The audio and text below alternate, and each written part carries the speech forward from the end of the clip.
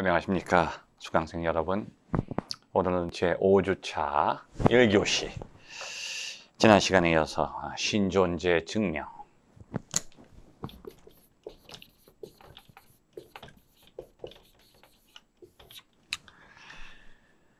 신의 존재를 증명한다. 사실 미션 임파서블이죠. 신을 증명한다. 마치 우리가 무한을 논리적으로 설명하는 것과 같습니다. 무한과 영원 또는 시간, 이것을 우리가 논리적으로 설명하기가 불가능하죠. 왜냐하면 우리보다 큰 것을 우리가 품을 수가 없어요. 우리는 유한한데 유한한 존재가 무한한 존재를 설명한다는 것은 불가능하죠. 그럼에도 불구하고 할 수 없음에도 불구하고 시도하는 것이 바로 신존재 증명입니다. 예를 들면 신은 존재하는가? 그런 질문을 사람들이 하죠. 신은 존재하는가? 신이 존재할지라도 우리는 그 존재를 알 수가 없어요. 또한 존재하지 않을지라도 우리는 그 존재를 알 수 없죠. 그런데 논리적으로 보면 신은 존재하는가? 라고 하는 질문 속에는 이미 신에 대한 개념이 전제되어 있죠. 그래서 이 신의 존재라고 하는 말 자체는 어떻게 보면 모순적이라고 볼 수가 있어요. 그냥 신이라고 하는 개념 자체가 신의 존재를 전제로 하고 있다는 거죠. 예를 들면 까만 새는 무슨 색깔입니까? 검은 새는 무슨 색? 검은색이죠. 파란 하늘의 색깔은 무슨 색깔입니까? 자, 예를 들면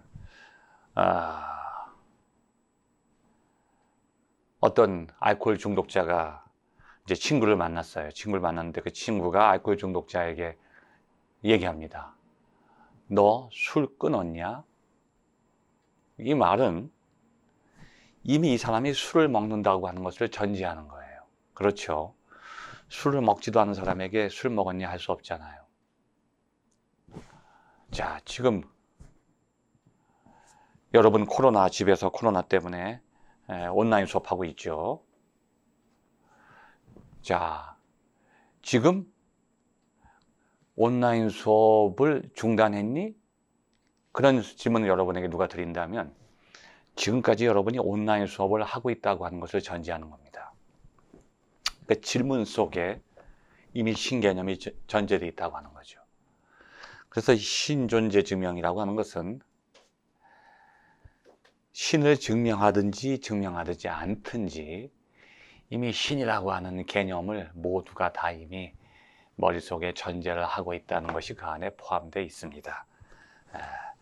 자, 지난주에 우리 페이지 90페이지 우주론적 증명에 대해서 했죠. 오늘 이 시간에는 칼람 증명이라는 게 있어요. 칼람 증명 비슷한 거죠. 우주론적 증명과 아주 비슷한데 인과론적인 거예요. 원인. 여기 91페이지 1, 2, 3, 4 나오죠. 시작이 있는 것은 원인이 있다. 왜냐하면 시작이라고 하는 것은 원인과 근거를 말하잖아요. 그러니까 시작 자체가 이미 원인이 되는 거예요. 그러니까 시작이 없다. 이거 신이에요. 그 세상의 모든 존재하는 것들은 시작이 있고 우주조차도 시작이 있다고 하는 것이 증명됐죠. 우주에도 나이가 있다는 거예요. 여기 보면 2번에 그래서 우주의 존재에는 시작이 있다. 따라서 우주가 존재하기 시작한 데에는 원인이 있다는 거예요. 그냥 시작할 수가 없잖아요. 그러니까 원인이 없는 존재는 신밖에 없다는 거죠. 그 유일한 원인이 신일 수 있다. 이게 바로 칼람 증명이에요. 원인을 통해서 묻는 거죠. 자, 그래서 여기 쭉 넘어가서 91페이지 제일 밑에 칼람 증명에 관한 논쟁은 최근 몇 년간 활발하게 진행되어 왔다. 대표적인 옹호자 중 한 사람인 윌리엄 레인 크레이그는 이 증명의 내용을 요약해서 설명하죠. 존재하기 시작한 모든 것에는 존재의 원인이 있고 우주도 하나의 존재라는 거예요. 우주라고 하는 존재에도 시작이 있으므로 우주를 존재하게 한 원인이 있다. 온 우주를 초월하여 우주가 생겨나게 하는 원인이 존재한다는 거죠. 그래서 이 과학은 필연성을 묻는데 우연히 우주가 생겨났다고 보지 않는다는 거예요. 자, 이 증명을 둘러싸고 세 가지 질문이 제기될 수 있다는 거죠. 어떤 질문이냐? 첫 번째 질문이 과학적인 문제고 나머지는 철학적인 질문이 나온다는 거죠. 자, 1번은 과학적인 거예요. 과학은 인과론이기 때문에 원인과 결과의 그 법칙을 연구하는 게 과학이죠. 자, 원인이 없이 시작될 수 있는 것이 있을까? 스코틀랜드의 경험주의자 흉이라고 하는 베이컨과 흉, 경험론이죠. 영국의 대표적인 경험론자예요. 18세기 계몽주의 경험론과 합리론, 이것이 하나의 인간의 논리적인 사고의 두 줄기라고 말씀드렸죠. 자, 휴먼은 무언가 새롭게 출현하는 것을 떠올릴 때 그 존재의 원인을 제시하지 않아도 된다고 말했다. 하지만 이 주장에는 상당한 문제점이 있다. 휴먼은 원인이 제시되지 않아도 우리는 어떤 것을 설명할 수 있다는 거예요. 이게 휴미 한 얘기죠. 왜냐하면 원인을 몰라도 우리의 현실적인 경험을 통해서 그 존재를 알 수 있다고 생각했던 사람이 휴미입니다. 자, 2번. 그러니까 원인이 없이 시작될 수 있는 것이 있을까? 이러한 질문. 모든 시작하는 것은 원인이 있다고만 얘기할 수 없다. 원인 없이 시작하는 것도 있지 않을까? 우연한 존재도 있지 않겠냐? 돌연변이도 있지 않겠냐? 그렇게 질문하는 거죠. 두 번째, 과연 우주의 시작이 있다고 보고 우주의 시작을 만든 사람, 존재가 신이다 이렇게 얘기했는데 과연 우주의 시작이 있다고 말할 수 있을까? 자, 우주의 팽창률에 관한 관찰 자료와 빅뱅의 우주 배경 복사를 증거로 탐구할 만한 주제다. 이 빅뱅 이론에 의하면 과연 우주의 시작이 있을 수 있을까? 그런 질문을 던질 수 있다는 거죠. 그 다음에 세 번째, 이 칼람 증명에 대해서 좀 비판하는 사람들이 우주의 원인이 있다고 할지라도 꼭 그 원인이 꼭 신이어야만 되는가? 그렇게 질문한다는 거예요. 자, 원인은 그것에서 비롯된 사건보다, 그러니까 원인으로부터 파생된 것보다 원인이 먼저 존재해야 되는데 우주라는 존재의 시작을 가져온 원인, 그것은 우주 이전에 존재한 무엇인가를 가리키고 있다는 거죠. 근데 그게 신이 아니라면 무엇이겠는가? 그렇게 이제 얘기를 하고 있는 거예요. 자, 이렇게 세 가지 질문이 제기된다는 거예요. 이 세 가지 질문, 칼럼 증명과 관련해서 세 가지 질문이 제기된다. 그런데 이 칼럼 증명은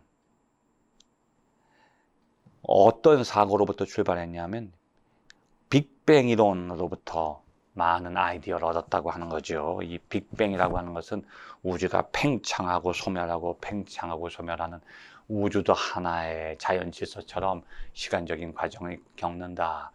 그러한 하나의 사고에 이 칼럼 증명이 연결되어 있다고 하는 것입니다. 자, 그 다음에 93페이지 보면 신존재 증명 가운데 목적론적 증명, 목적론. 종종 이것을 목적론이라고도 하지만 설계론이라고도 해요. 아까 우리 칼럼 증명은 원인을 물었죠. 우주론적 증명도 원인을 물었는데 목적론적 증명은 결과 쪽을 묻는 거예요. 결과. 자, 지금 현재 나타난 이 결과만을 살펴보는 거예요. 원인을 묻지 않아도 돼요. 현재 이렇게 이 세상 질서, 자연 질서를 보니까 너무나도 완벽한 체계를 가지고 있다는 거예요. 너무나도 명확한 체계를 가지고 있으니까 아, 그렇구나. 이것은 우연히 어디서부터 시작된 것도 아니고 어떤 목적을 가지고 설계한 것이 분명하구나. 설계론이라고 그래요. 자, 토마스 아퀴나스도 이 자연 질서 안에 특별한 계획이 있다는 거예요. 모든 존재하는 것은 목적이 있다는 거예요. 인간도 그냥 태어난 게 아니라 태어난 목적이 있다는 거죠. 우연한 존재가 아니라는 거예요. 삶의 목표가 있다는 거예요. 자, 그래서 자연 만물이 그 목적을 향하게 만든 지적인 존재가 있는데 그 존재가 신이다. 이렇게 신을 증명하는 거예요. 자, 그 내용은 쭉 이렇게 보고 94페이지 둘째 줄.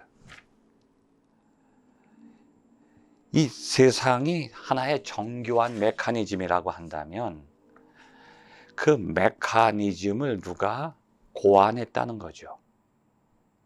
그 고안한 존재가 신이라고 하는 거예요. 그런데 이 설계론과 목적론을 아까 우리가 말했던 흉이라고 하는 사람, 데이비드 흉은 아까도 여기 칼람 증명에서도 보면 반대했어요. 원인에 의해서 설명하는 것, 이 존재하는 것들의 시작과 원인이 신이다. 여기에 대해서도 흉이 비판했지만 목적론적 증명에 대해서도 어떤 것이 설계되어 있고 목적이 있다, 계획된 것이다 하는 것도 흉이 반대했죠.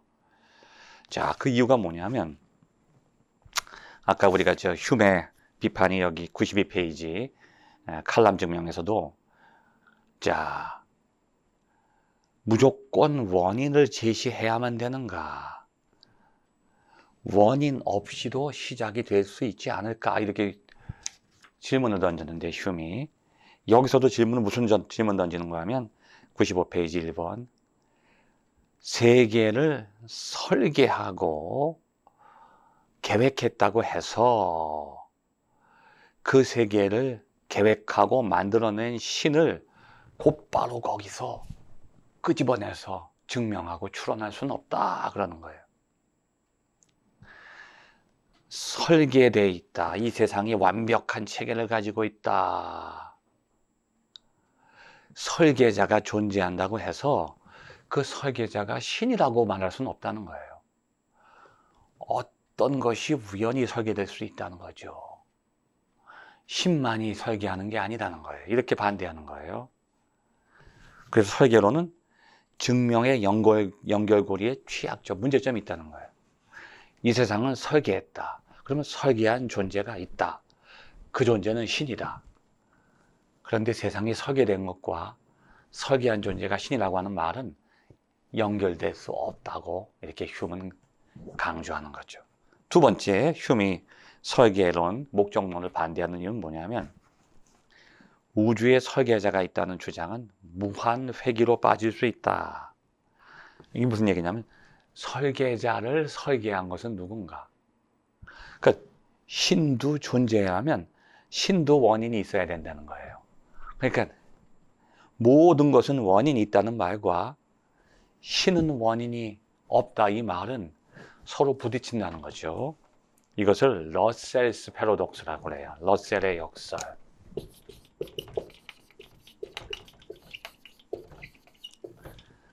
예를 들면 절대적인 두 명제는 상호 모순된다는 거예요.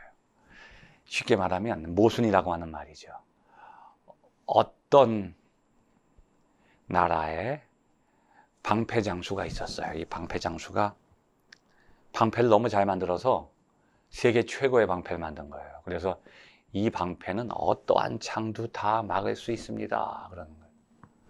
근데 옆 마을에 창장수가 있는데 창을 너무 잘 만들어서 뭐라고 했냐면 이 창은 어떠한 방패도 다 뚫을 수 있습니다. 그러는 거예요. 근데 이 두 사람이 하루는 길을 가다가 부딪혀서 함께 떠드는 거예요. 이 사람은 이 방패는 그러니까 저쪽에서, 이 창은 그러다가 둘이서 이상한 거예요. 자기들 말이 부딪혀요. 이 창과 이 방패가 만나니까 방패는 뚫리고 창은 꺾이는 거예요. 창의 입장에서 볼 때 모든 방패를 뚫을 수 있으니까 이 방패를 뚫을 수 있다는 얘기고, 이 방패는 모든 창을 막을 수 있으니까 창이 꺾이는 거예요.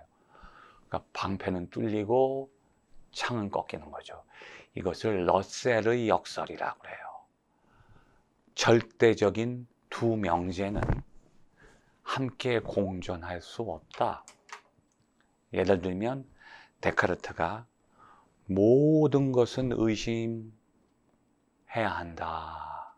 네, 모든 것은 의심해야 된다. 하나의 전제죠. 그런데 지금 내가 의심한다는 것은 의심할 수 없다. 지금 내가 의심하고 있는 것은 확실하잖아요.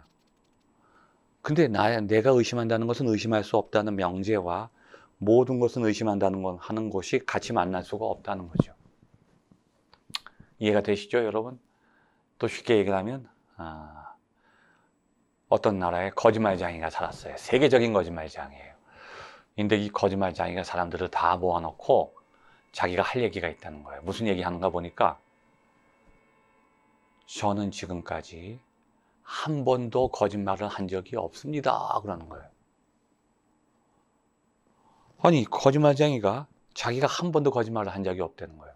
이것도 거짓말이에요. 이 거짓말쟁이의 말이 무너지는 거죠. 근데 어느 날 갑자기 이 사람이 또 나타나서 사람들을 모아놓고 하는 얘기가, 저는 날마다 거짓말을 하면서 살았습니다. 아니, 이 거짓말쟁이가 자기가 거짓말쟁이라고 하네요. 이건 진실이에요.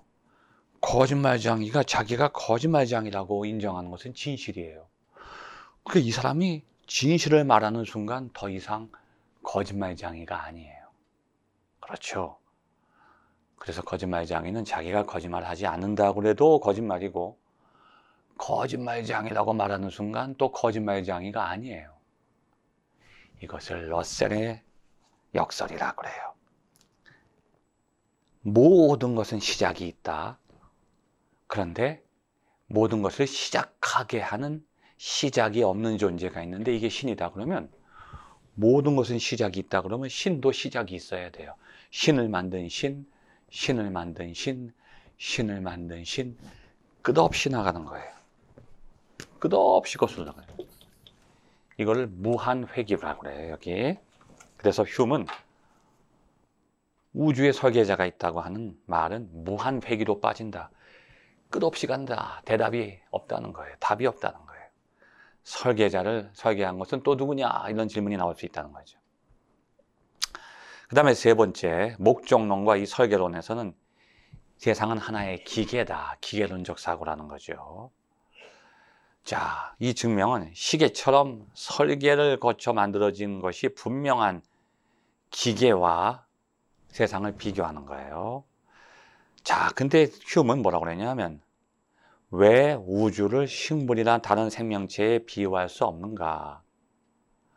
식물은 설계된 것이 아니라, 설계대로 가는 게 아니라 그냥 자란다는 거예요.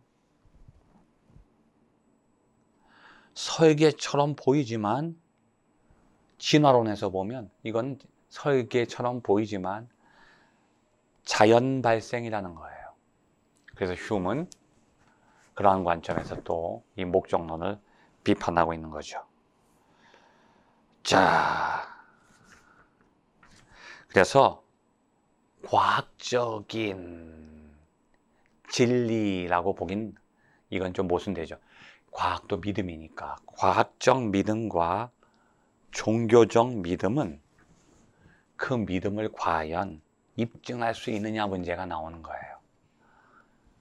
종교에서 신을 증명할 수 없는 것처럼 과학도 자기들의 과학적인 신념을 증명할 수 없을 때가 자주 있다고 하는 거죠. 그런데 증명할 수 없다면 자신들의 잘못된 믿음이 잘못됐다고 하는 것은 증명할 수 있는가? 이 결론이죠. 이번 우리 이 장의 결론은 종교도 종교적인 신념이 증명할 수 없는 것처럼 과학도 과학적인 신념을 증명하기 어렵다는 겁니다. 자, 그래서 과학 안에서도 끊임없는 검증이 일어나요. 과연 이게 확실한 것이냐, 믿을 만하냐.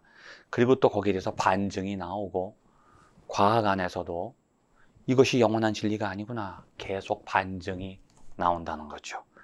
이런 내용을 가지고 우리가 9장 보면 과학과 종교에서의 검증과 반증이라는 내용이 나오죠. 자, 8장에서 우리는 과학 및 종교적인 논리에서 그 증거가 어떤 이치에 있는지를 설명해 봤다는 거죠. 살펴봤어요.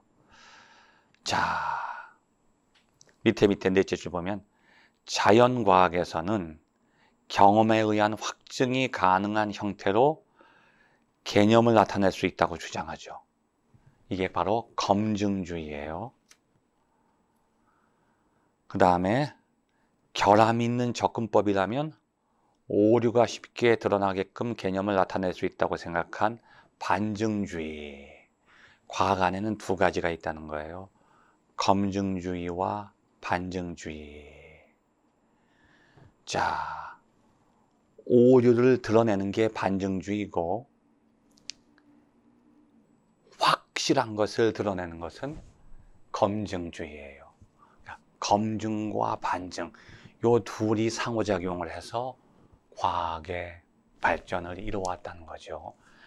확실한 것을 밝혀내는 것은 이거 맞잖아. 검증하는 거예요. 확인하는 거죠. 반증은 요거 틀리잖아. 이거 그렇지 않다고 하는 것을 밝히는 게 반증이고 그렇다고 하는 것을 밝히는 게 검증이죠. 그래서 자연과학에는 요 두 가지가 존재한다는 거죠.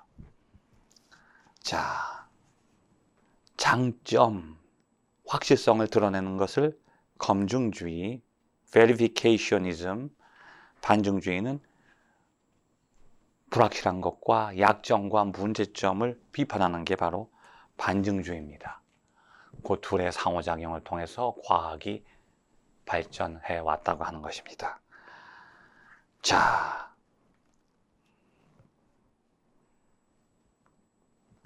이러한 검증주의와 반증주의를 과학에 가장 쉽게 자세하게 적용했던 하나의 과학적인 움직임이 있었죠. 스쿨이 학파가 있었어요. 여기 보면 97페이지 밑에서 셋째 줄 1924년부터 36년까지 빈학파라는 게 있었어요. 빈학파. 이 안에는 과학자만 모인 게 아니라 여기 철학자, 물리학자, 수학자, 사회학자, 경제학자들이 다 모였어요. 각계의 석학들이 모여서 빈학파를 형성한 거죠. 자, 이 빈학파에서는 뭐라고 그랬냐면 두 가지 강령을 제시했어요. 98페이지 제일 밑에 나오죠. 모든 의미 있는 명제는 첫 번째, 오로지 관찰용으로만 이루어진 명제로 환원되거나 그 명제에 의해서 명료하게 정의될 수 있다. 그러니까 모든 과학적인 명제는 관찰한 그 결과물, 관찰의 결과로서 설명될 수 있다는 거예요. 두 번째, 그러한 명제는 논리적인 용어로 진술되어 있어야 된다. 자, 모든 명제는 과학적인 관찰의 결과로서 정의돼야 되고, 두 번째는 그 정의된 것이 논리적인 용어로 진술될 때 우리는 그것을 과학적인 명제라고 인정해야 된다. 그 두 가지 대전제를 얘기했고, 그 대전제 안에 검증주의와 반증주의가 적용되고 있다고 하는 겁니다. 자, 그럼 우리는 이제 먼저 과학 안에서 움직여지는 검증의 원리, 검증주의, 검증의 원리를 우리가 먼저 한번 살펴보겠습니다. 이 내용은 우리가 다음 시간에 99페이지 검증 원리부터 다시 우리가 공부를 진행하기로 하겠습니다. 감사합니다.